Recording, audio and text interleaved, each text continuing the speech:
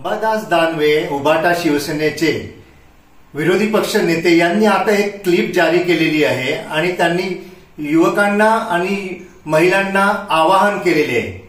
आता त्यांना आवाहन आणि आव्हान याच्यामधील फरक सुद्धा अजूनपर्यंत कळून येत नाही। ते म्हणतात की मी तुम्हाला आवाहन करत आहे।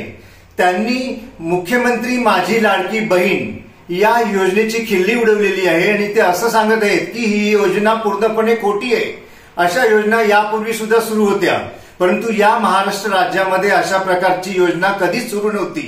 ही योजना महिलांना कशी चुकीची आहे हे सांगण्याचा ते प्रयत्न करत होते आणि या महाराष्ट्रातील महिलांना ते असं आवाहन करत होते की या योजनेच्या मागे तुम्ही धावू नका, तुम्ही फसाल। तर माझं महाराष्ट्रातील महिलांना आवाहन आहे की ही योजना ज्याप्रमाणे या महायुती सरकारने शब्द दिला आहे त्याप्रमाणे खरी आहे। 31 ऑगस्ट हा फॉर्म भरण्याचा या योजनेचा शेवटचा दिवस आहे आणि जुलैपासून ते शेवटपर्यंत जोपर्यंत पुढील 5 वर्ष आणि त्यानंतर सुद्धा हे सरकार असणार तोपर्यंत ही योजना चालू राहणार। तेव्हा या योजनेचा जास्तीत जास्त महिलांनी फायदा घ्यावा आणि स्वतःला सक्षम करण्याकरता, स्वतःच्या परिवाराला सक्षम करण्याकरता आपण हातभार लावावा असं मी आवाहन करेन।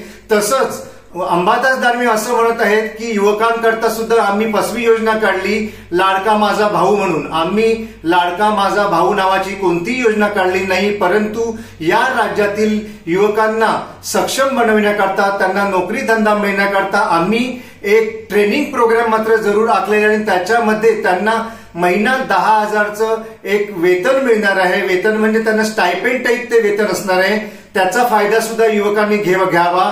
विरोधी पक्ष जो काही आता आरोप करत आहे की या सर्व योजना खोट्या आहेत, त्या का करत आहेत तर त्यांच्या पायाखालची वाळू सरकलेली आहे। या योजना म्हणजे जनतेच्या, महिलांच्या, युवकांच्या हिताकरिता आहेत आणि म्हणूनच या योजना यशस्वी होऊ नये याकरिता चाललेले हे व्यर्थ प्रयत्न विरोधकांमार्फत होत आहेत, त्यांचा मी निषेध करतो।